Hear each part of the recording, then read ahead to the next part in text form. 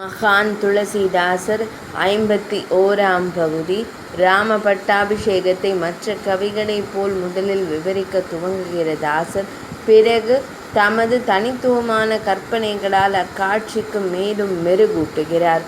தமது இல்லத்தில் நடக்கவிருக்கின்ற ஒரு சுப நிகழ்வு போல அயோத்தியின் பிரஜைகள் ஒவ்வொருவரும் தமது கிரகங்களை அழகுபடுத்தினார்கள். ஒவ்வொருவரின் இல்ல வாயிலிலும் பூக்களால் ஆன பெரிய பெரிய கோலங்கள் அலங்கரித்தன. அயோத்தியின் இல்லங்கள் தோறும் விதம் விதமான தோரணங்களும் வர்ண கொடிகளும் காற்றில் ஆடி ஆடி அந்த இல்லங்களில் வசிப்பவர்களின் சந்தோஷ மனநிலையை பிரகடனம் செய்தன. ரத்ன கிரீடம் சூடி வரும் ராஜா ராமன் தேவி சீதையுடன் கூடி அரியணை அமர்ந்ததைக் கண்ட அயோத்தியாவாசிகளின் நெஞ்சங்கள் இன்றே நிம்மதியும் நிறைவும் கண்டன. ஒவ்வொருவரும் தம் வயிற்று பிள்ளையே முடிசூடியது போல ஆனந்த கண்ணீர் பெருக்கினர். ஜெயராம கோஷம் அயோத்தியின் மூலை முடுக்குகளிலும் பரவி எதிரொலித்தது. பெண்கள் தம்மை மறந்து நடனமாடினர். ஆண்கள் ஒருவரை ஒருவர் ஆறத் தழுவி தமது மகிழ்ச்சியை வெளிப்படுத்தினர். பாலகர்கள் களிப்பு மிகுதியில் ஆனந்த கூத்தாடினர். அயோத்தியின் பிரஜைகள் மட்டுமா இப்படி? வான்வெளியில் கூடி நின்ற தெய்வங்கள் எல்லோரும் மலர் மாறி பொழிந்தனர். சித்த புருஷர்களும் மகரிஷிகளும் ஸ்வஸ்தி வாசகம் கூறினர். ராமபிரானின் மூதாதையர்கள் தம் குலக் கொழுந்தின் பட்டாபிஷேகத்தை கண்டு அகமகிழ்ந்து தனது நல்லாசைகளை வழங்கினர்.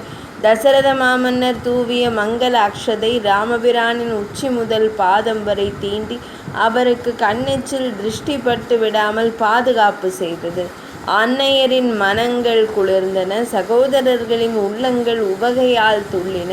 சூரிய வம்சத்தில் உவமையே இல்லாத உன்னதமான ஆட்சி மலர்ந்ததென்று உலகின் ஒவ்வொரு மூலையிலும் செய்தி பரவியது. மேற்படி ஸ்ரீ ராமபிரான் அரியணை ஏறிய காட்சிகளை விழிமுன்னே கொண்டு வந்து நிறுத்திய தாசர் தற்பொழுது ராமராஜ்யம் எப்படி இருந்ததென்று நமக்கு அறிமுகப்படுத்த தொடங்குகிறார். அயோத்தி மட்டுமா அவன் ஆட்சியில் மகிழ்வோடு இருந்தது? ஈரேழு புவனங்களிலும் அல்லவா அது எதிரொலித்தது. ராமனின் ஆட்சியில் இந்த புவியே ஸ்வர்கலோகமாக மாறியது. பாவம் என்பது நிழலும் தீண்டாதபடி ஜனங்கள் அனைவரும் பரிசுத்தமானவர்களாயிருந்தனர்.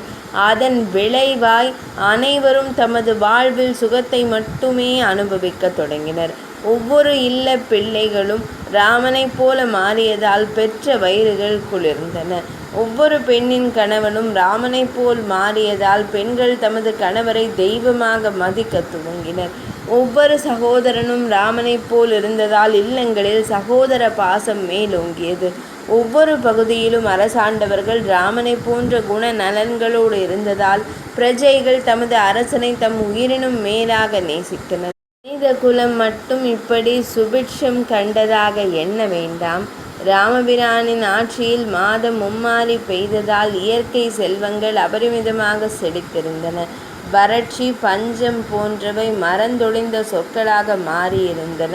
பட்சிகளும் மிருகங்களும் தத்தமது பகையை மறந்திருந்தன.